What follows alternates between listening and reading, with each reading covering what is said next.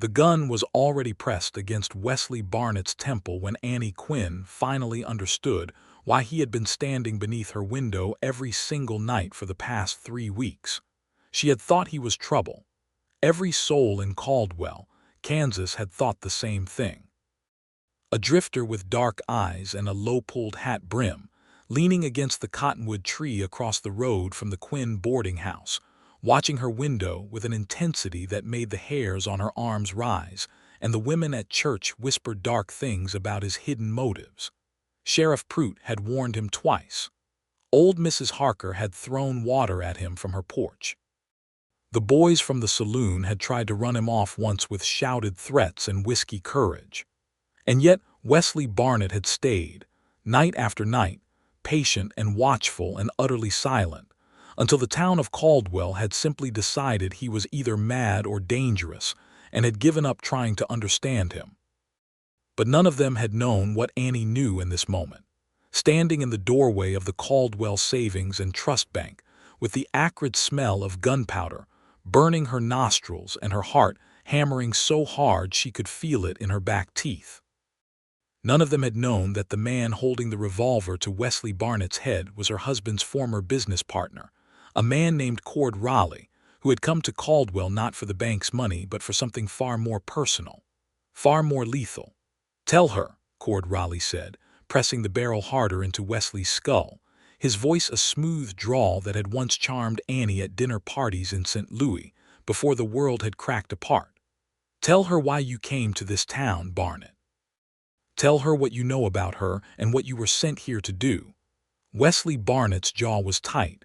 Blood ran from a cut above his left eye. His hands were raised, but his dark gaze found Annie's across the wrecked interior of the bank, and what she saw in his eyes was not fear. It was something far more devastating. It was an apology, deep, sincere, and heartbroken. "Annie," he said very quietly, "run." That was not what she did. 3 weeks earlier, Annie Quinn had arrived in Caldwell, Kansas on the southbound train from Kansas City with 2 trunks of belonging, a folded deed to a boarding house she had never seen, and a grief so fresh it still bled at the edges.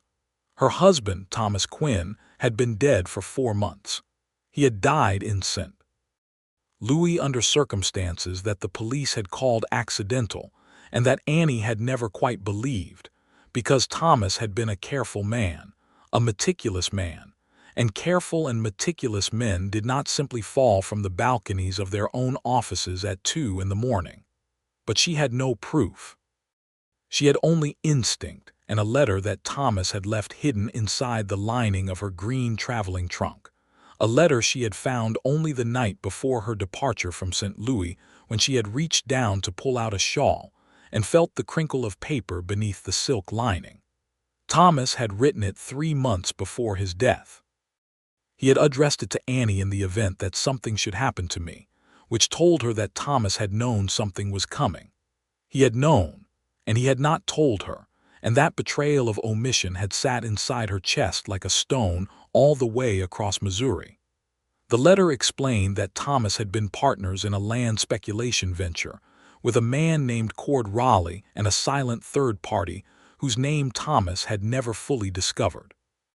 The venture had gone badly, not by accident but by design.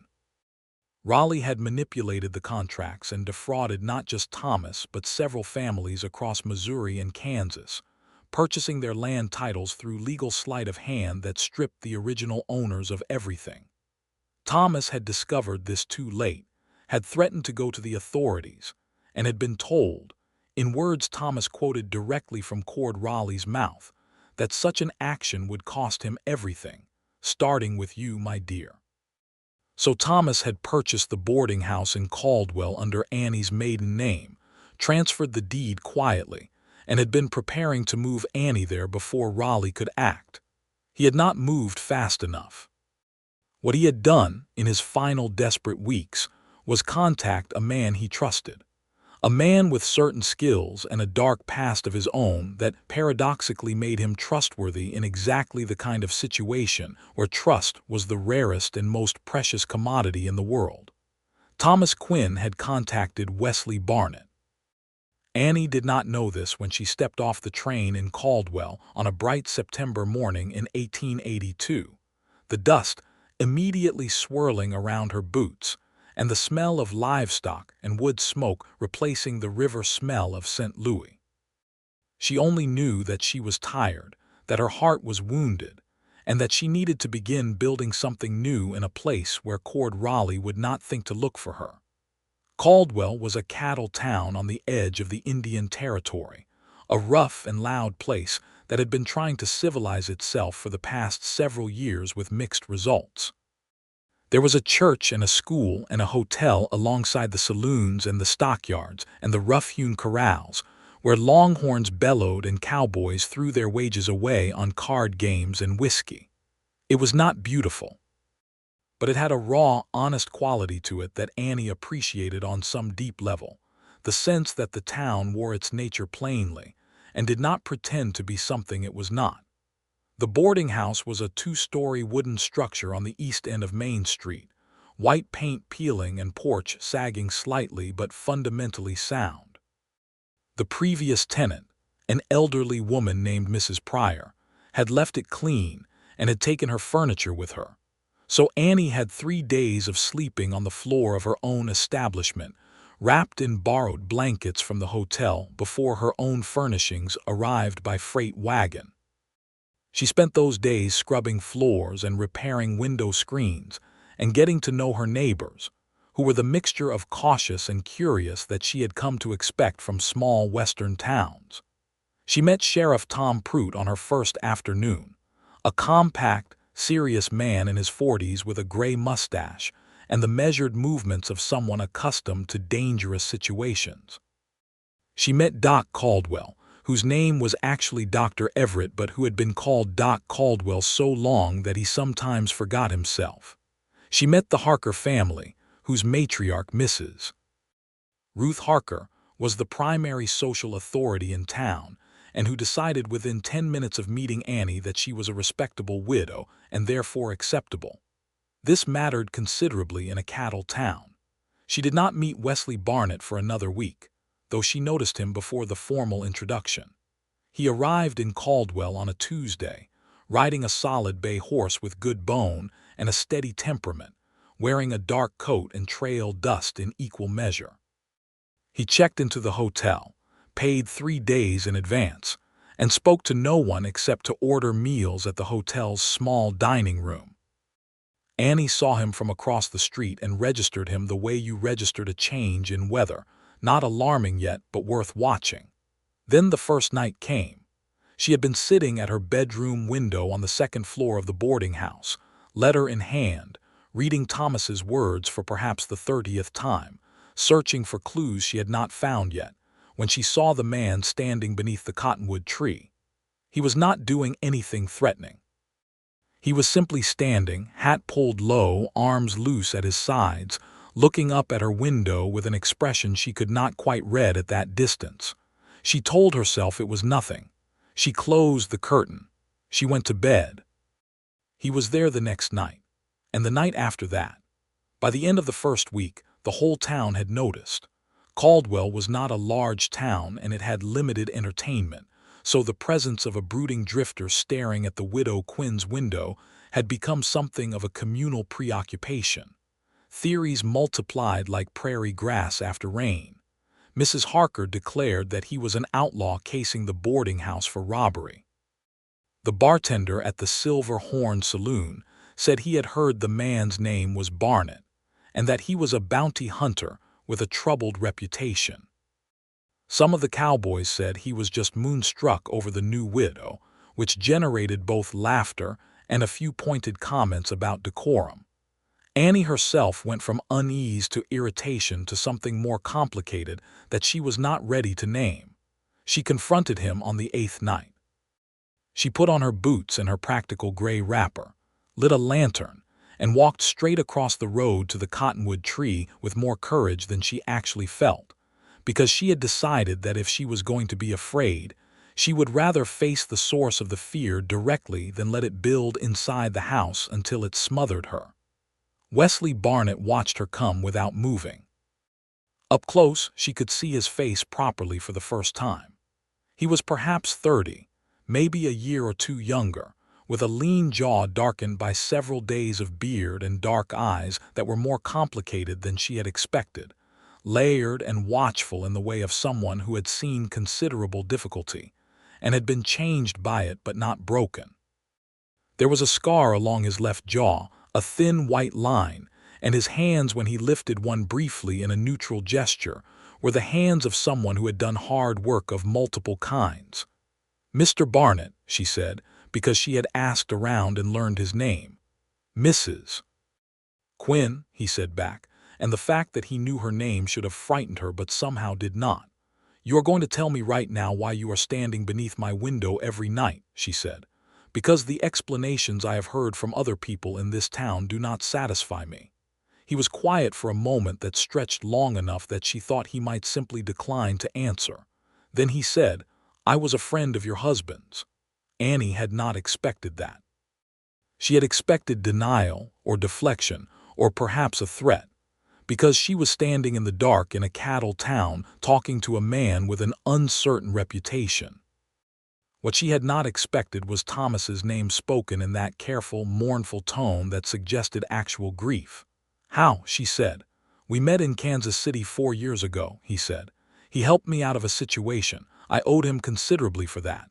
A few months before he died, he wrote to me. He explained his situation with Cord Raleigh. He asked me to come to Caldwell and watch over you."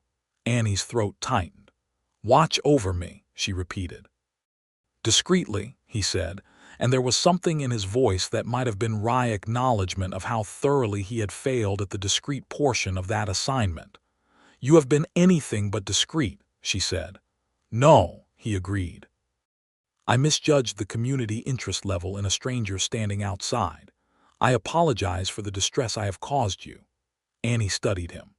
The lantern light threw shadows across his face, and she was trying to sort out whether she believed him or whether this was an elaborate deception, because Thomas's letter had warned her that Raleigh was clever and would use methods she would not anticipate.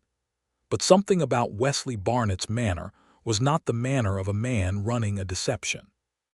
There was a bluntness to him, an absence of the oily charm that had characterized Cord Raleigh's every interaction. He spoke as though words cost him something, and he had rationed them accordingly. "Do you know that Raleigh is still looking for me?" she asked. "Yes," Wesley said. "That is why I am here." She looked at him for another long moment, the lantern casting warm light between them in the dark September air, the sound of the saloon music drifting faintly down the street. "Come inside," she said finally. "I will make coffee, and you will tell me everything my husband told you." This was how it began. Not with a slow dawn of feeling, not with flowers and courtship in any conventional sense, but with coffee at a kitchen table in the small hours of the morning, and the kind of raw, necessary honesty that only exists between people who do not have the luxury of pretending. Wesley sat across from her at the table and told her what Thomas had written in his letter to Wesley, which was considerably more specific than what he had written in the letter to Annie. Thomas had known Cord Raleigh's full operation. He had named names. He had provided details about land transactions across 3 counties in Kansas that had stripped ranching families of properties worth tens of thousands of dollars. He had provided the name of the silent third partner, a man named Judge Harlan Beach, who sat on the federal circuit court in Wichita, and who had provided legal cover for every fraudulent transaction Raleigh had conducted.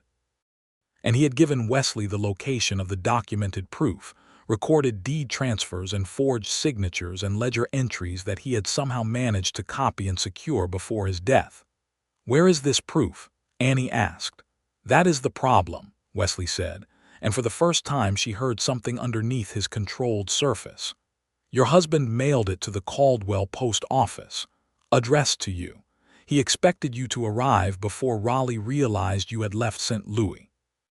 But I believe the package has been sitting at the post office unclaimed for 6 weeks. And if Raleigh has people watching the post office," Annie said slowly, "then retrieving the package carries risk," he said. "Then why have you not retrieved it yourself? You have been here for over a week. Because, he said, and this seemed to cost him something, I do not know who in this town can be trusted, and because the package is addressed to you, the postmaster will not release it without you present, and I did not want to approach you until I had assessed the situation adequately. Adequately, she said again, dry this time. You stood under my window for 8 nights while you assessed the situation adequately. His mouth moved.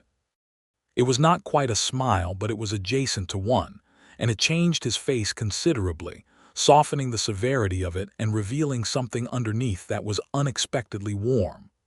I am thorough, he said. She looked at him across the table, her cold coffee cup between her hands, and made the most pragmatic decision she had made since finding Thomas's letter. She decided to trust Wesley Barnett. Not completely, not blindly, but enough to work with him, because she had been sitting in this town for 2 weeks with a growing weight of danger pressing on her from a direction she could not identify, and he was the only person who had walked toward that weight with her instead of away from it. All right, she said, we will retrieve the package together, tomorrow, in the morning before the post office gets busy. He nodded once. And Mr. Barnett, she added as she rose to see him out, you do not need to stand beneath the cottonwood tree anymore. There is a room on the ground floor of this boarding house that is available at reasonable rates. The walls are thin and I suspect the mattress is indifferent, but it is better than the cold. He looked at her for a moment with an expression she could not fully categorize.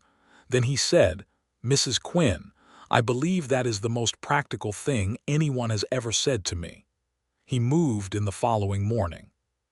The town of Caldwell responded to this development with the full weight of its communal opinion, which was divided between those who thought it scandalous and those who thought it explained everything about the nocturnal window watching, and therefore made it marginally more acceptable.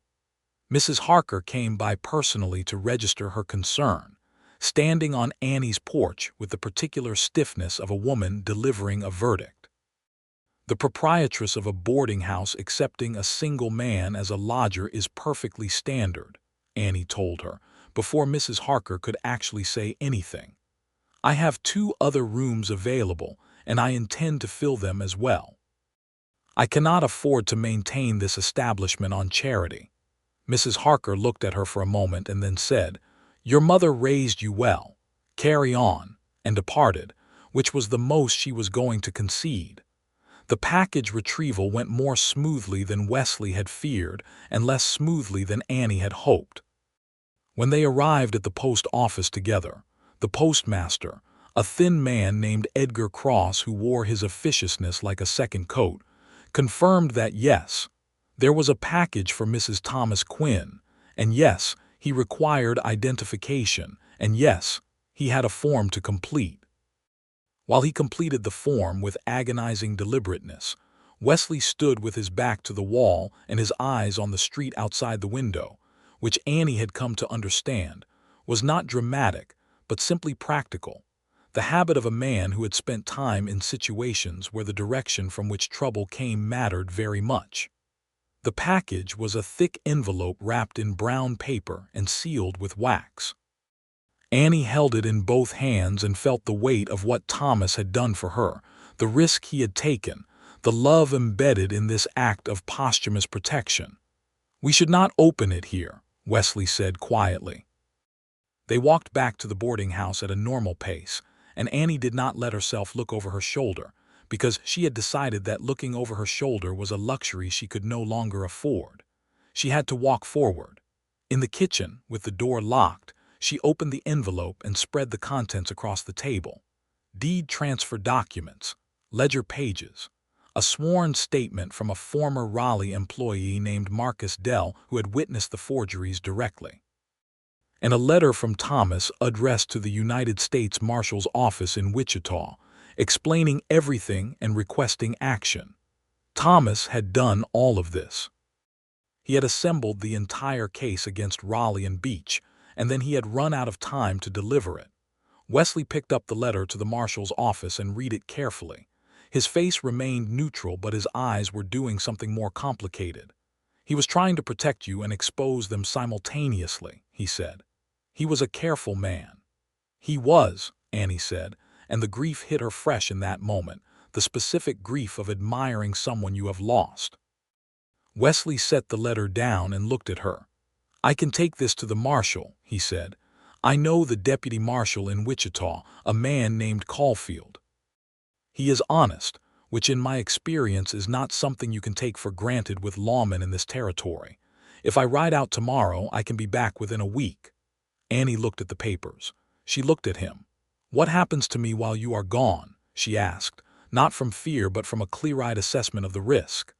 "I would prefer not to leave you," he said, and there was something in how he said it that was slightly different from the purely professional tone he had maintained. "But I trust the information more than I trust a letter. Someone needs to physically deliver this. And you need to remain here because if you travel, Raleigh's people will see you moving and know something has changed." She thought about this. "Sheriff Pruitt," she said. "What about him? If I told him the situation, would he help?" Wesley was quiet for a moment. "He might. He is more honest than most. But bringing in local law creates the possibility of Beach hearing about it through official channels, and Beach has the authority to suppress a territorial investigation if he moves quickly enough. So we keep it contained," Annie said. "You go to Wichita, I stay here. I do not tell anyone except perhaps the bare minimum to Sheriff Pruitt if something urgent arises." "Yes," he said. "That is the safer path." He left the next morning before dawn. Annie stood in the doorway of the boarding house and watched him ride out, the bay horse's hooves quiet in the soft dawn dirt, and she felt the peculiar sensation of being very alone in a familiar way, the way she had been alone since Thomas's death, and also very alone in a new way, which was the absence of Wesley Barnett's quiet solidity from the house. She spent the week working. She had taken 2 additional boarders by then, a schoolteacher named Mr. Fowler who was soft-spoken and caused no trouble, and a cattle buyer named Hatch who was loud and caused moderate trouble but paid on time. She cooked meals and did laundry and repaired things, and slowly, steadily, built the boarding house into something functional. She planted the beginnings of a kitchen garden in the side yard, because she needed to do something with her hands in the evenings when her mind would not quiet itself. She thought about Wesley more than was strictly appropriate for a professional association. She thought about the way he had looked at her across the kitchen table in the small hours, the particular quality of his attention, which was not the attention most men paid to women, cataloging and assessing and deciding. It was something more like regard, as though she were a person whose thoughts and decisions merited genuine consideration. Thomas had looked at her that way. She had not expected to find that quality in a stranger, particularly not one with a dark past and a scar on his jaw and the habits of someone who had spent a great deal of time in dangerous places. She wondered about those dangerous places. She wondered what Thomas had helped him out of 4 years ago in Kansas City and what he had been doing since. On the 5th day of his absence, she found the first sign that something had gone wrong. A man she had never seen before came into the boarding house asking about rooms. He was polite enough on the surface, well-dressed in the way of someone who wanted to be taken for a businessman, but there was something wrong with his eyes, too still and too calculating for the idle curiosity he was performing. Annie showed him the available room without any expression on her face, quoted him a price, and watched him decline with a vague excuse about needing to check on accommodations elsewhere. He left. She stood in the hallway for a long moment, heart rate elevated, and then went to find Sheriff Pruitt. She did not tell him the full truth. She told him that she had reason to believe a man from St. Louis might be coming to Caldwell looking for her, a business dispute connected to her late husband's affairs, and that the man who had just visited might be connected to him. Pruitt listened without interruption, his gray eyes steady, and then told her he would increase his pass-bys of the boarding house and that she should send word immediately if the man returned. "The drifter who was staying with you," Pruitt said, with a careful neutrality that suggested he had opinions he was keeping to himself. "Barnett. Is he connected to this?" "He is trying to help," Annie said. Pruitt nodded slowly. I ran his name to see if there were any warrants. There are none, though there was a record in Dodge City from 2 years back that suggested some trouble, nothing convicted. He carries himself like someone who has been in difficult situations. He has, Annie said. He was trying to help someone in a difficult situation then too, I believe. Prout looked at her for a moment. You trust him, he said, and it was not quite a question. Yes, she said, and realized as she said it that it had become simply true, not a decision she was making but a fact she was acknowledging. Wesley returned on the evening of the 7th day, earlier than she had expected. He came in through the back door in the late dusk, and she was in the kitchen making bread when she heard his step on the porch and felt something in her chest release like a long-held breath.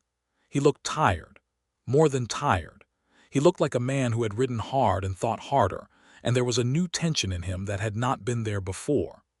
Caulfield will move within 2 weeks, he said, sitting down at the kitchen table in the way of a man who needed to sit down.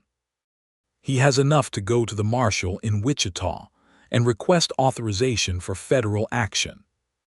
Beach cannot suppress it if it comes from the federal marshal because Beach is a circuit judge, not a federal appointment, and Caulfield has been careful to go above Beach's reach. 2 weeks, Annie said. 2 weeks, he confirmed. We need to keep things quiet here for 2 weeks, and I think, he said, and here his voice shifted slightly, that Raleigh may already be in the territory. A man fitting his description was seen in Dodge City 3 days ago. Annie put the bread down and told him about the man with the calculating eyes who had come to ask about rooms. Wesley's expression did not change, but something sharpened in him, the way a dog's attention sharpens when it catches a scent. Describe him, he said. She did. Wesley listened and then sat quietly for a moment. That is Marcus Alt, he said. He works for Raleigh. He is a scout, not a fighter, which means Raleigh is not in town yet, but he knows you are here. The next days were the most difficult kind, the kind where the danger is known but not yet immediate, where every sound carries double meaning and every face on the street must be assessed. Wesley was in the house now without any pretense of being merely a boarder, though they maintained the appearance of it for the other lodgers and for the town's benefit. He and Annie talked in the evenings at the kitchen table, the oil lamp burning between them, and these conversations ranged from the practical to the personal in a way that seemed to happen without either of them planning it. She learned that he had grown up in Missouri, in a river town she knew by name, that his father had been a blacksmith and his mother had died when he was young, that he had served briefly as a deputy marshal in his early 20s, before an incident in which he had acted to protect a witness, and had been relieved of the appointment for insubordination, which was how the official record read, though the more accurate version was that he had threatened the territorial judge presiding over the case with very direct consequences if he continued taking bribes. The judge had declined to charge him with anything that would have required explaining the threat, and so Wesley had been released into civilian life with no record and no references, and a clear understanding that official systems were fallible in specific ways. He had made his living since then doing the kind of work that existed in the spaces where the official systems failed, protecting people who needed protecting, finding people who were lost, occasionally recovering things that had been taken by those who assumed impunity. It was not a glamorous existence. It was often a lonely one. He said this last thing simply, without self-pity, as a matter of fact. Annie told him about her life in St. Louis, which had been more comfortable than his, and, she realized now, considerably more insulated from the actual mechanisms of the world. She had grown up in a merchant family, had married Thomas at 22, had built a life of dinner parties and household management and charitable committees, and had believed, with the complacency of someone who has never had that belief tested, that the world was fundamentally orderly and fair. And now, Wesley asked. And now I know it is not, she said, which is clarifying in its way. I know what I am dealing with. He looked at her across the lamp. You have adapted remarkably well, he said. I have not had the option of not adapting, she said. That is true for most of the people in this town, he said. But not everyone who lacks the option manages it with this much clear-headedness. It was a straightforward observation, but it landed with unexpected weight, because she had spent 4 months being told by the women of St. Louis, very gently and very persistently, that she was managing her grief badly, that she was being too practical, that she should weep more and organize less. Wesley Barnett was the first person to suggest that her manner of coping was not a deficit. She looked at him for a moment too long. He held her gaze with the same steadiness he applied to everything. Then he looked away first, very deliberately, with the manner of a man removing himself from a situation he has decided is not appropriate, and she respected him deeply for it, even as some part of her registered something that might have been disappointment. On the 11th day, Cord Raleigh arrived in Caldwell. She did not know it immediately. He came on the morning train, which she did not see arrive because she was in the side yard with her kitchen garden, and he was apparently intelligent enough to check into the hotel quietly and make no initial waves. It was Mr. Fowler, the schoolteacher, who mentioned at supper that he had seen a very well-dressed man checking into the hotel, the kind of man who looked out of place in a cattle town, and Annie felt the specific cold clarity of fear that had nothing to do with panic and everything to do with recognition. She found Wesley in the stable behind the boarding house where he was doing something quiet and thorough to his saddlebag, and she told him, and the expression that crossed his face was controlled and grim. 3 more days, he said. Caulfield's authorization should come through in 3 more days. We need to keep Raleigh from acting for 3 more days. Does he know about Caulfield? She asked. He knows I contacted someone in Wichita, Wesley said. He cannot know who or what the result was, but he knows his window is closing, which makes him more dangerous, not less. What will he try to do? Wesley was quiet. He needs 2 things. He needs to prevent the documentation from reaching federal authorities, and he needs to eliminate the witnesses who can speak to it. That means you. That means me. And that means Marcus Dell, who gave the sworn statement. Dell is in Wichita, Annie said. With Caulfield. Yes, so his available targets here are you and me. He met her eyes. Do not go anywhere alone. Not to the post office, not to the store, not to the church. If you need to leave this building, I come with you. And you, she asked, will you be safe? Something passed through his eyes. I am harder to take by surprise than most, he said. That is not an answer. He looked at her steadily. I will be careful, he said. That is the best I can offer. The next day and a half were quiet in the way that only the eye of a coming storm can be quiet. Annie saw Cord Raleigh from the window of the boarding house on the morning of the 12th day, walking down Main Street with the unhurried confidence of a man who believed he controlled the board. He was exactly as she remembered him, elegant and fair-haired with the carefully calibrated warmth of someone who had refined charm into a professional tool. He had eaten at her table in St. Louis. He had called Thomas a fine man. He had arranged Thomas's death. She held the window frame until her knuckles whitened and then made herself let go.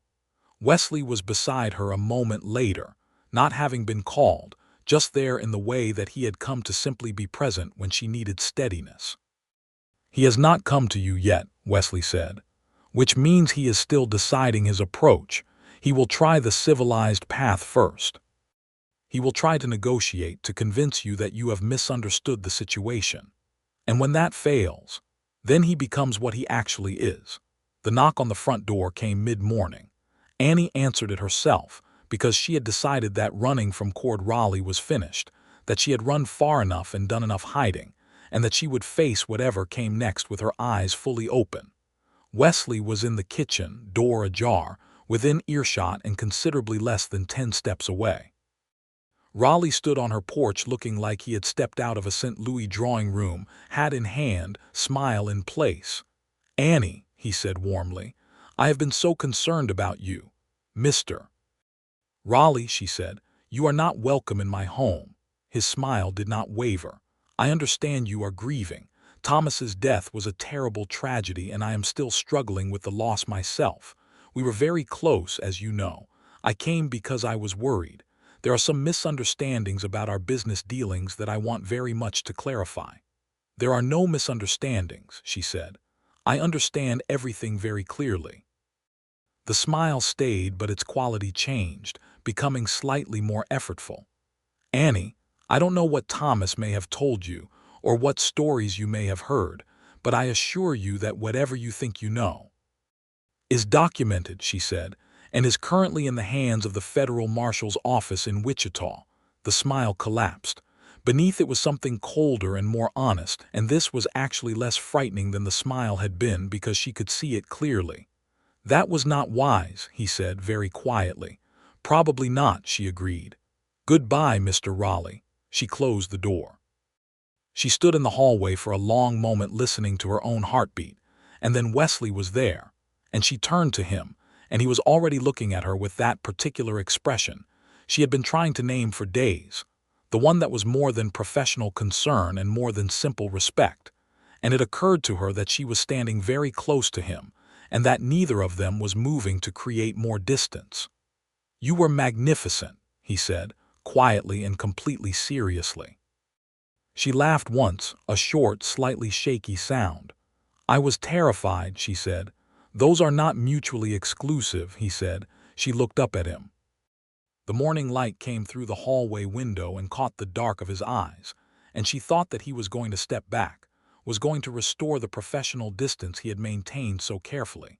And instead he reached up and tucked a strand of hair behind her ear with a touch so brief and so gentle that it was over before she had fully registered it. And then he did step back and cleared his throat and said, "We have approximately 2 days to get through." "Yes," she said, slightly breathless. "We do." Raleigh moved faster than either of them had expected. He came that afternoon, not to the boarding house but to the Caldwell Savings and Trust Bank, where Annie had an account she had opened to manage the boarding house finances. She had gone there alone, which was the thing she had promised Wesley she would not do, but Raleigh had left town, or so she had believed. She had seen him riding out on the southbound road with her own eyes that morning, and she had thought she had a small window of safety to conduct ordinary business. She had thought wrong, because he had ridden out and ridden back in from a different direction, and this was his talent, creating the appearance of one thing while executing another. She was sitting at the bank manager's desk, discussing a small credit arrangement when Cord Raleigh walked through the front door with Marcus Alt and one other man she did not recognize. And behind them came Wesley Barnett, who had apparently followed her because he had known she would go out alone eventually, and he had been watching for it. And there had been a confrontation in the street outside the bank that she had not witnessed, and Raleigh had the leverage of Alt's gun at someone's back. And the sequence of events had been fast enough that, by the time Annie processed what was happening, all of them were inside the bank with the door closed, and Wesley had a gun at his head. This was the moment she had entered the story with. The gun at Wesley's temple, the blood above his eye, his voice quiet and clear. "Run." She did not run. "Stop," she said to Cord Raleigh with a firmness that surprised her and clearly surprised him. "This is your situation clearly. The federal marshal in Wichita already has the documentation. Shooting us accomplishes nothing except adding murder to the charges you are already facing." Raleigh looked at her with something that was almost admiration. "You have changed, Annie," he said. "Considerably," she agreed. "Then you will understand that I am past the point where the legal niceties are my primary concern," he said. "I need those documents returned to me. I need you to send a letter to the marshal's office stating that there was an error, a misunderstanding, that Thomas had become confused in his grief and had made false accusations. And I need Barnett to confirm that the documentation delivered to Wichita is incomplete and unreliable." "None of those things will happen," Annie said. "Then Barnett dies," Raleigh said simply. Wesley was very still. The cut above his eye continued to bleed quietly. His dark eyes found Annie's, and she could see him calculating. She could see him working through the angles the way she had come to understand he worked through everything, methodically and without panic even in the worst situations. "There is something you have not accounted for," Wesley said, his voice entirely steady despite the gun barrel. "What is that?" Raleigh asked. "Sheriff Prout," Wesley said. "Annie spoke to him a week ago. He knows enough of the situation that if anything happens to either of us, it goes directly to Wichita regardless of what any letter from Annie says. You cannot close all the angles anymore." The bank manager, a pale man named Gibbons who had been entirely silent against his own wall during this entire exchange, made a small sound of distress. Annie did not look at him. She kept her eyes on Raleigh. Raleigh was quiet for a long moment, and she could see him doing what she suspected he always did, calculating costs and returns, assessing the situation with the cold mercantile logic that had driven everything he had ever done. She could see the moment the calculation shifted. "Alt," he said, "everything happened very fast." Alt moved and Wesley moved simultaneously, because Wesley had never stopped calculating either. And the advantage of someone who plans for the worst possibility is that they are already moving when it arrives. Alt's shot went wide and high and struck the wall above the teller window. Wesley came off the wall like something unleashed, fast and controlled and completely committed, and the struggle was brief and definitive in the way that struggles are when one person has been trained for them and the other has not. Annie had already moved toward the bank door and thrown it open, and was calling for Sheriff Prout at the top of her lungs with a volume she had not known she possessed. Prout was, as it turned out, already on the street having heard the shot. He came through the door 30 seconds later with his own weapon drawn and 2 deputies behind him, and the situation resolved itself in the way that situations resolve when the balance of force shifts decisively. Cord Raleigh was arrested. Marcus Alt was arrested. The third man had gotten out through the back, and Prout sent a deputy after him and caught him within the hour at the edge of town where his horse had thrown a shoe. Annie stood outside the bank in the bright autumn afternoon while all of this was handled, and she was shaking in a way that she had not permitted herself to shake while the danger was immediate, the delayed reaction of a body that has been very tightly controlled for too long. And Wesley came out of the bank, and without any discussion or hesitation put his arms around her and held on. She let him. She put her face against the worn fabric of his coat and felt the warmth of him and the solid, real, living reality of him, and she breathed until the shaking slowed. "You were supposed to run," he said quietly, against the top of her head. "I told you at the beginning," she said, voice slightly muffled by his coat. "I do not run away from things." He made a sound that might have been a laugh if he had been more accustomed to laughing. His arms tightened briefly.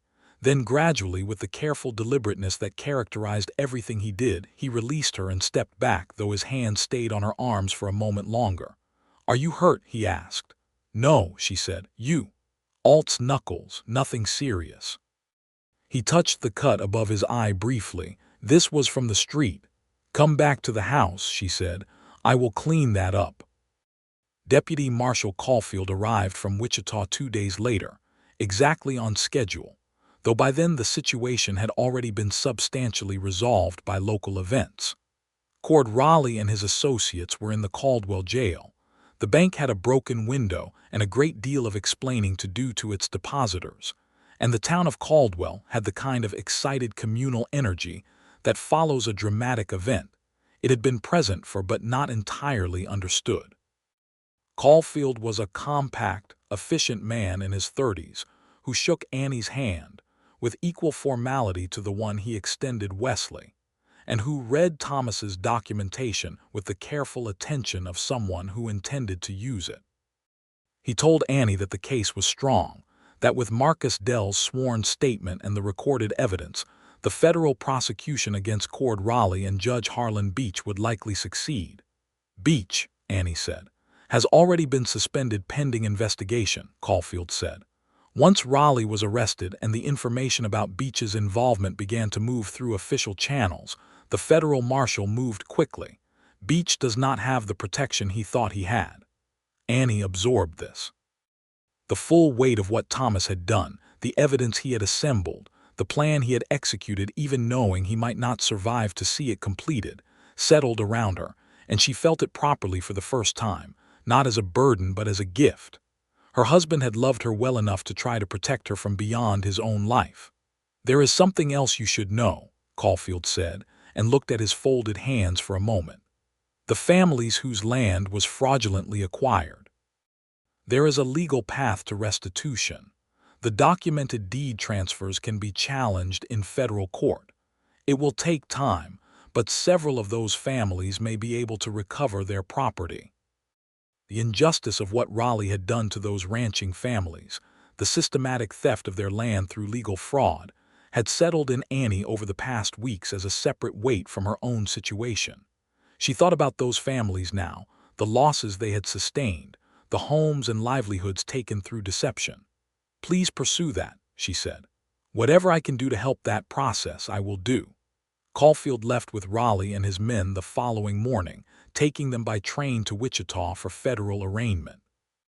Annie stood on the station platform watching the train leave and felt the last month of accumulated tension begin to release, like a fist slowly opening.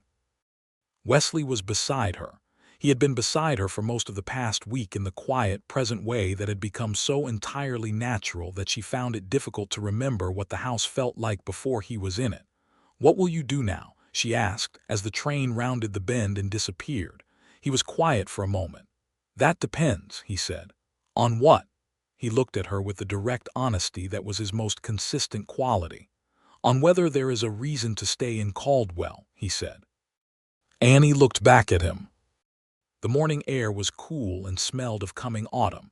The big Kansas sky above them was an impossible blue, and she thought about everything that had happened in the weeks since she had walked across a dark road with a lantern to confront a stranger under a cottonwood tree. "There is a room on the ground floor of my boarding house," she said, "at reasonable rates." "I am currently in that room," he said. "Yes," she said. "At the moment you are paying me for it." His mouth moved toward that near smile. "At the moment," he said. She took a breath. "Wesley," she said, using his first name for only the second time, "I am 30 years old and I am recently widowed, and I have just had the most terrifying and clarifying month of my life, and I find that I have very little patience left for indirection. I am asking you to stay, not as a boarder." He looked at her for a long, still moment. "Annie," he said, and the way he said her name was like something that had been held carefully for a long time and was finally being set down properly. "I was going to ask you to let me stay. I have been trying to find the right approach for approximately 10 days.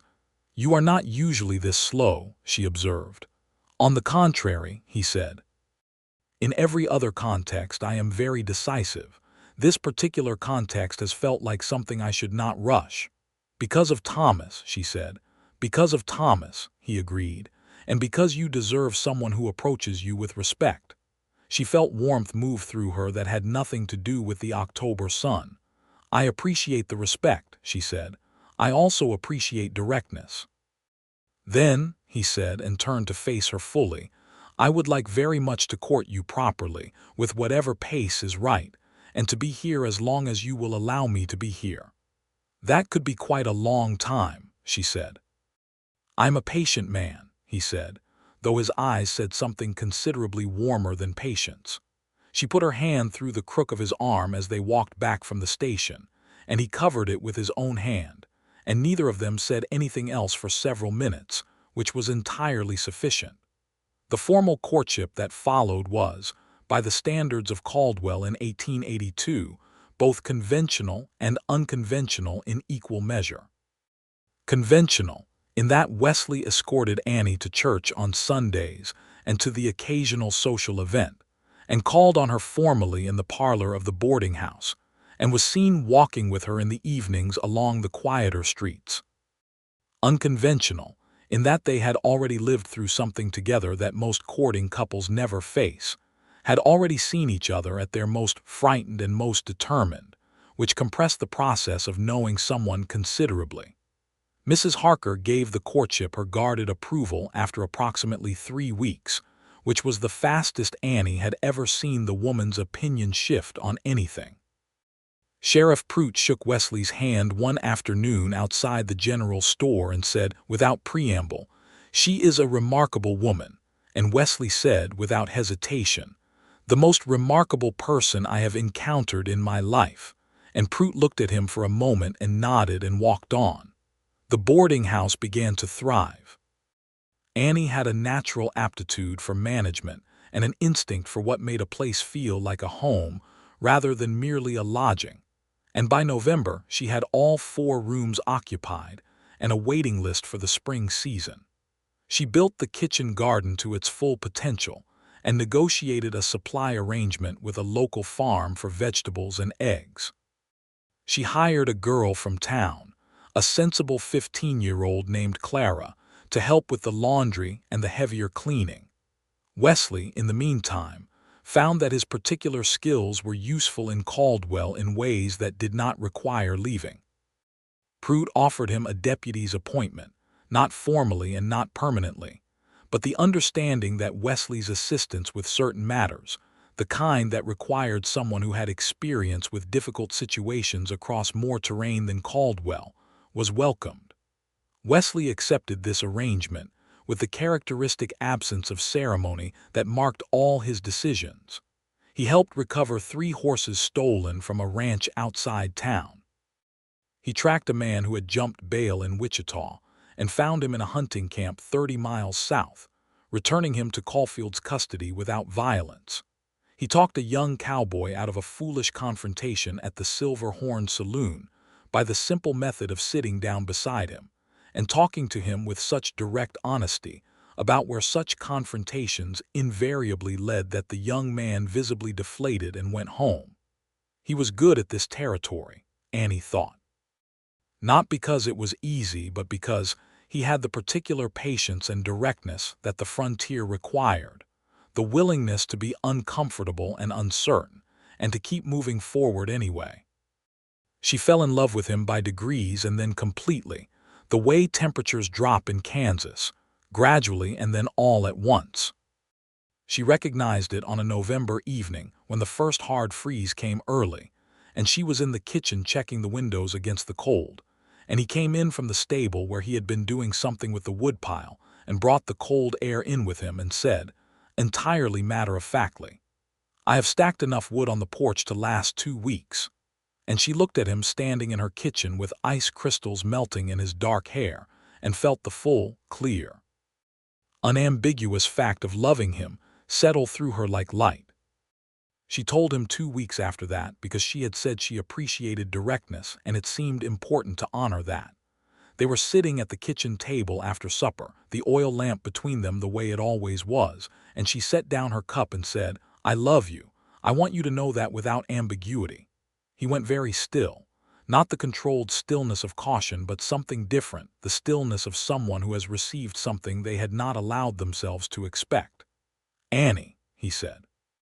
"You do not have to say anything back," she said.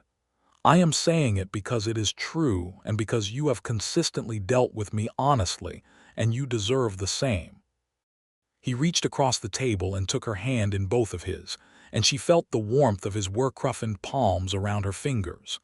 "I love you," he said, with the same directness she had come to treasure, the words landing solid and sincere. "I have been trying to determine the appropriate time to tell you for approximately a month." She laughed, genuinely and fully, and it felt like something opening. He proposed to her in December in the formal way, with a small ring that had belonged to his mother, and that he had been carrying in his saddlebag for reasons he had not fully understood until Caldwell, a plain gold band with a small blue stone that he had clearly cleaned carefully before putting it on the kitchen table between them one evening with a quiet directness that was entirely characteristic of him. "I would like to marry you," he said, "if that is something you want." She picked up the ring and looked at it and thought about the question with the seriousness it deserved, because she did not make decisions lightly, and she did not want to make this one lightly either. She thought about the year she had had, the loss and the fear and the discovery of her own capabilities in the face of both. She thought about Thomas, who had loved her and tried to protect her and who she would carry with her always, not as a shadow over the present but as a foundation under it. And she thought about Wesley, who had been watching her window not from stalking but from protection, who had walked toward every difficult thing without flinching, who made her feel not managed but met. "Yes," she said. "That is something I want very much."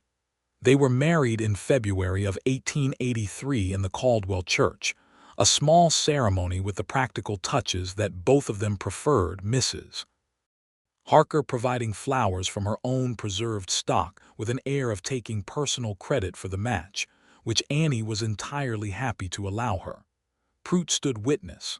Caulfield, who had received an invitation on Annie's impulse and had surprised them both by appearing, stood beside him. Clara, the hired girl, wept with the thoroughness of the very young at romantic occasions. Wesley wore a dark coat he had clearly spent some effort on, and looked at Annie throughout the ceremony, with an expression so unguarded that she had to focus on not crying herself, because crying was one thing she had always considered a private activity. The boarding house continued to be the center of their life together in the early months, a comfortable and companionable existence that suited both of them, built around the rhythms of guests and meals and the ongoing business of the frontier. Wesley took the deputy work increasingly seriously, and Prout began to speak about him as a permanent institutional asset in a way that suggested the informal arrangement was becoming something more formal without anyone having to formalize it. Spring brought news from Wichita. Cord Raleigh had been convicted on multiple counts of fraud and conspiracy. The sentencing was severe, 15 years in a federal penitentiary. Judge Harlan Beach, whose case had moved through different channels, had been removed from the bench and was facing criminal proceedings that Caulfield's letter to Annie described with quiet satisfaction as proceeding very well. Several of the defrauded families had already had their land restoration cases accepted by the federal court. Annie read Caulfield's letter to Wesley over breakfast and felt the last piece of unfinished business settle into resolution. Thomas's work had held. What he had built in his final weeks had done exactly what he had intended. He would be glad, Wesley said. He would be, she agreed. He was thorough that way. "It is something you have in common," he said. She looked at him over the letter. "Is that a complaint?" "It is the opposite of a complaint," he said, and reached across the table to cover her hand with his, the way he did with a quiet consistency that she had come to love as much as anything else about him. Summer of 1883 brought heat and thunderstorms, and the complication of Annie being pregnant, which she discovered in June with a combination of disbelief and joy that took several days to resolve into simple happiness. Wesley's response to the news was one of the few times she had seen him rendered genuinely speechless, the words simply stopping in a way that did not happen to him in any other circumstance, and when they returned he said, "I did not know I could want something this much," with a directness that made her eyes sting. The pregnancy changed the boarding house routine moderately and Wesley's level of involvement in the domestic arrangements considerably. He was not overbearing about it, which she had been privately concerned he might be, given his protective instincts. He was simply more present in the kitchen and more attentive to the things that needed lifting. He learned to make biscuits from scratch, which was neither simple nor elegant but which he approached with the characteristic methodical commitment he brought to everything, until they were reliably edible and Clara stopped hiding her face when he produced them. In January of 1884, their son was born. They named him Thomas Wesley Barnett, Thomas for the man who had started the chain of events that brought them to each other, Wesley for the man that chain had delivered. He was a healthy, loud, opinionated infant who looked, in Wesley's assessment, exactly like Annie, except for a tendency to furrow his brow at unfamiliar situations that Wesley acknowledged as possibly familiar from another angle. Mrs. Harker was so delighted by the baby that she came by the boarding house 3 times in the first week, each time with a different food item and the same advice about child rearing, which Annie received with the patience of someone who understood that Mrs. Harker's interest was genuine, and that the advice, filtered carefully, contained some actual wisdom. Sheriff Prout became something of an honorary uncle, stopping by with a solemn regularity, and holding the baby with the care of a man who was not accustomed to holding babies, but was determined to do it correctly. Caldwell itself was changing in the way that frontier towns changed, slowly becoming less raw, the stockyards giving way incrementally to the beginnings of agricultural permanence. The railroad had brought more permanent settlement, more families, more of the institutional structure of civilization. It was not yet refined. It retained the essential honesty of a place that could not afford pretense. But it was becoming a town that people stayed in rather than passed through, and this suited Annie and Wesley perfectly, because they were people who were staying. Wesley was formally appointed as Pruitt's senior deputy in the spring of 1884, with a salary and an office and the respect of the town, which he received with his characteristic economy of expression. Annie expanded the boarding house by adding a back wing, 2 additional rooms and a proper washroom, which increased the capacity and the revenue, and allowed her to hire a second helper, a young man named Peter who was reliable with the horses and the heavy work. They had 2 years of the particular happiness that builds itself quietly, the kind that does not arrive in a single dramatic moment, but accumulates daily in small certainties. The certainty of waking up next to someone who knows you entirely and has decided to stay. The certainty of shared work and shared meals, and the specific comfort of silence with someone whose presence fills a room even when they are not speaking. Wesley was not a demonstrative man in the theatrical sense, but he was consistent and warm and deeply attentive in the ways that mattered, and Annie found that this suited her more than theatrical demonstration ever had.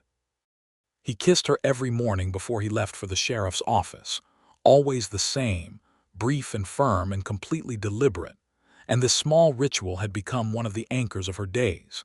He read to her in the evenings when she was tired, anything available, newspapers and the occasional novel that arrived by mail order, and he had a reading voice that surprised people who did not know him well, deep, and even and paced with natural instinct for the shape of a sentence.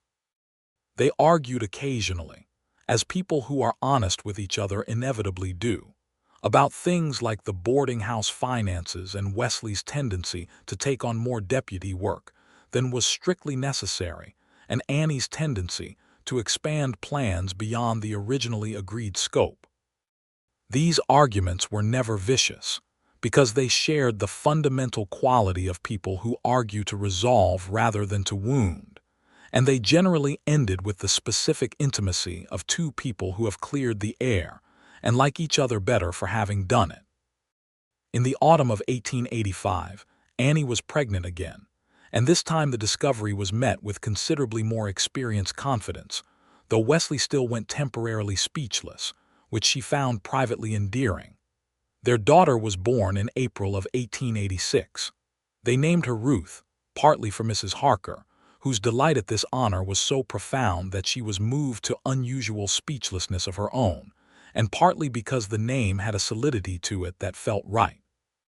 Thomas, by this point 2 years old and entirely focused on having opinions about everything, received his sister with a mixture of suspicion and possessive pride that amused the entire boarding house for weeks. He was a bright, active child with Wesley's dark eyes and Annie's precise attention to detail, a combination that expressed itself primarily as a very small person who wanted to understand exactly how everything worked, including the baby.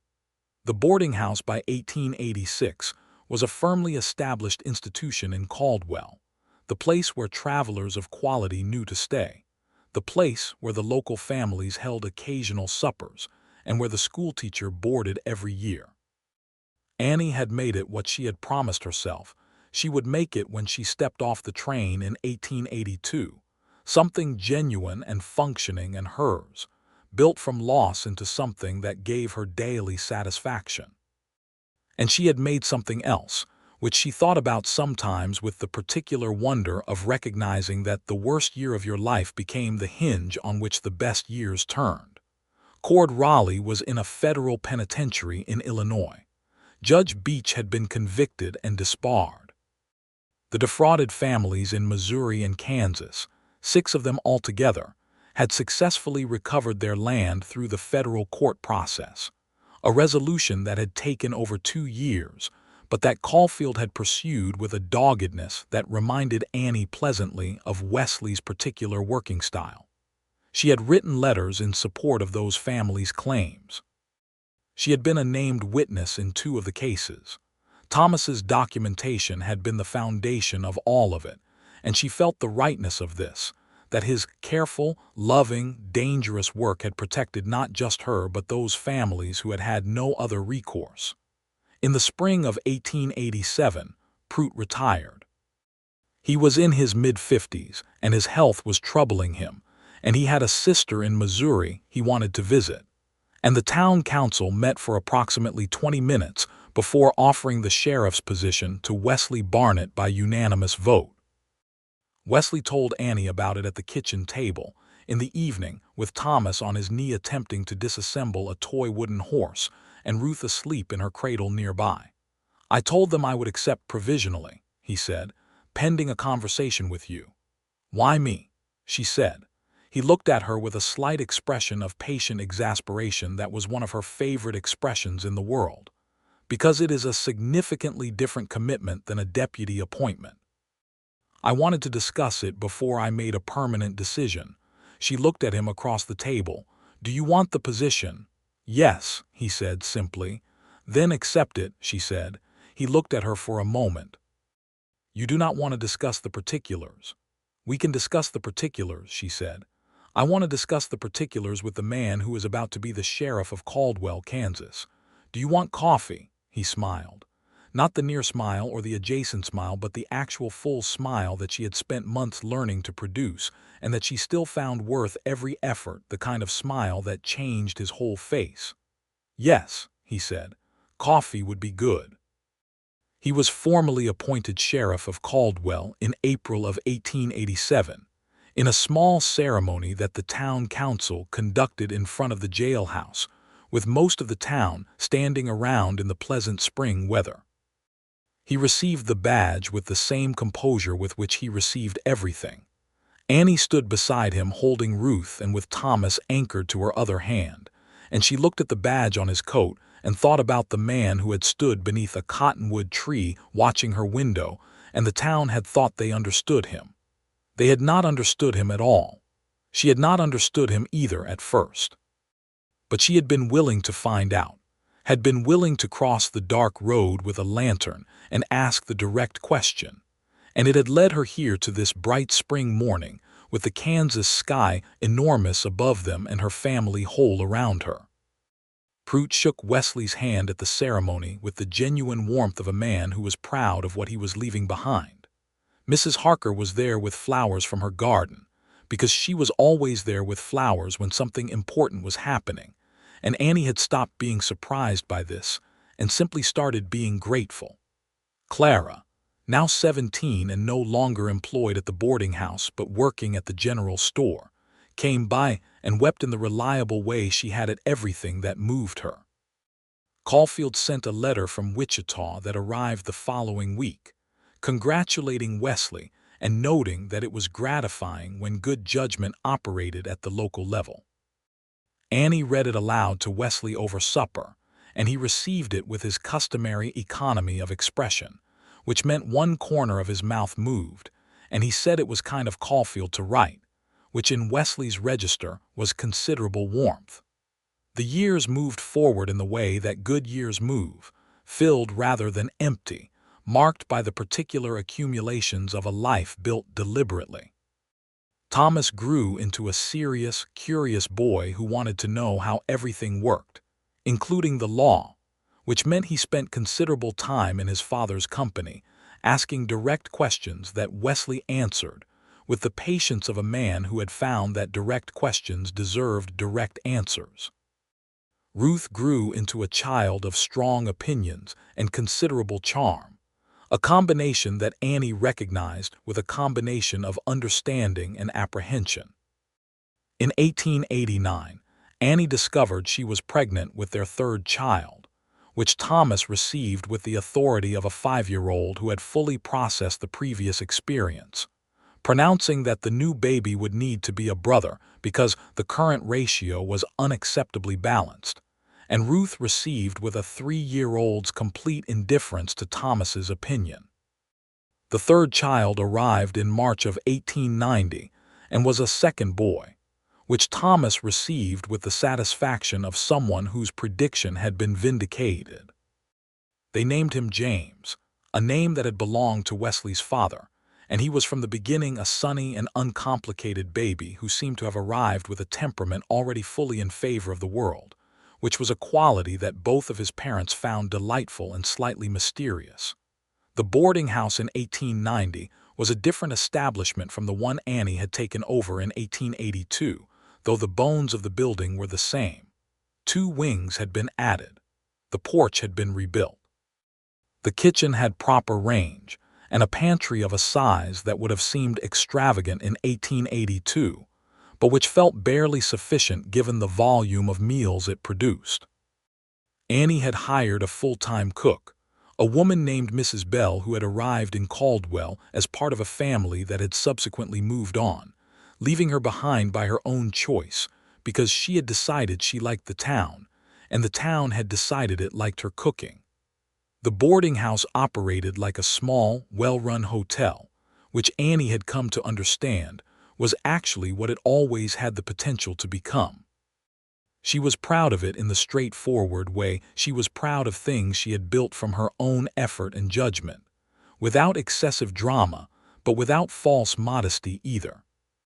Thomas, who was 7 by the time James was born, already helped with small tasks and asked serious questions about the finances that Annie answered honestly, because she believed that children who understood how things worked became adults who could manage things properly.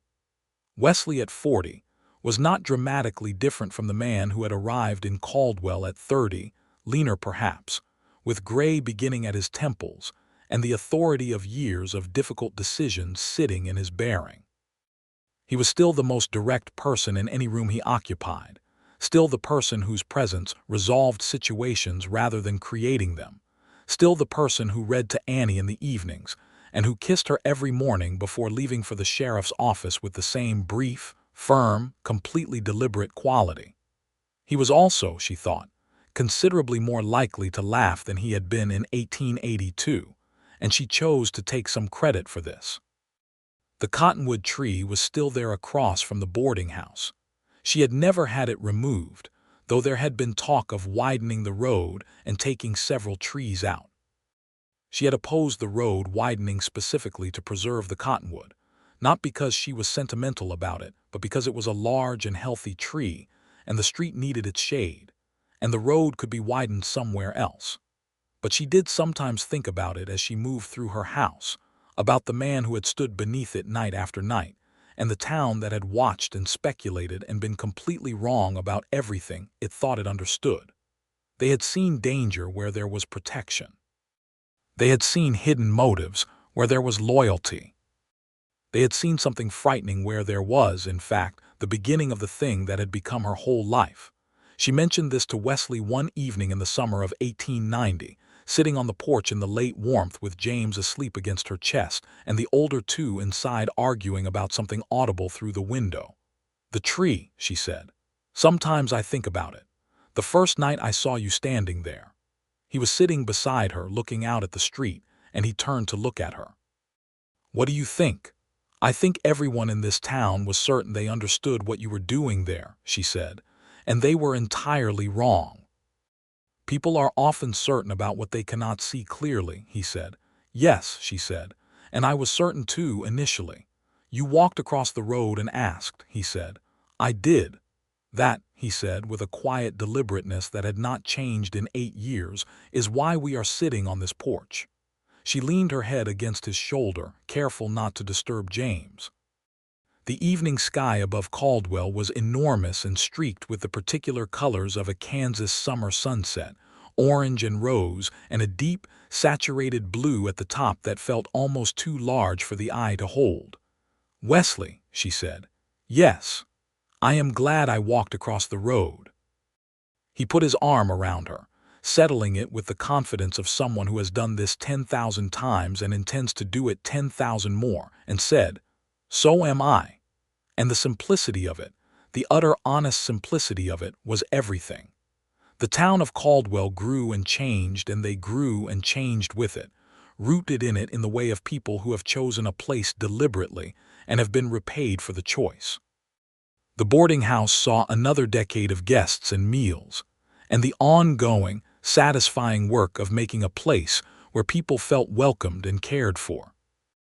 Wesley served as sheriff for many years, long enough that a second generation of Caldwell residents grew up knowing his steady presence as simply part of the fabric of the town, the way the church and the school were part of it. Thomas grew into a young man who studied law in Wichita and came back to Caldwell to practice it, which had not entirely surprised anyone who had listened to him ask questions as a 7-year-old. Ruth grew into a formidable young woman who taught at the Caldwell School and conducted herself with the particular combination of warmth and absolute clarity of expectation that made her students adore her and her classroom, a model of what a frontier school could aspire to be. James grew into someone who found that the boarding house itself was what he loved, the management and the hospitality and the art of making a working institution feel like a home. And Annie, with considerable pleasure, recognized a successor when she saw one. She and Wesley were 50 when they sat together on the same porch on the evening of their 20th wedding anniversary, the children grown and the house still around them, and the cottonwood tree across the road, enormous and settled and exactly itself. And she thought about the woman who had arrived on a train in 1882 with 2 trunks and a fresh grief, and a letter that was either the end of something or the beginning of something. And she thought about the man who had ridden into this town on a bay horse and stood under a tree and watched her window with a patience the town had completely misunderstood. And she thought that the things no one understands are not always the things to be afraid of. Sometimes they are the things that are trying, in their quiet and persistent way, to protect you. Sometimes they are standing in the dark beneath a tree waiting for you to walk across the road and find out. She reached across and took Wesley's hand, and he turned and looked at her with those dark eyes that had never once failed to see her clearly, and she held on. The Kansas sky stretched enormous and luminous above the town of Caldwell, above the boarding house and the sheriff's office and the cottonwood tree and the 2 people on the porch in the summer evening. And it was very large and very patient, and it had seen many things, but perhaps not often a thing this good.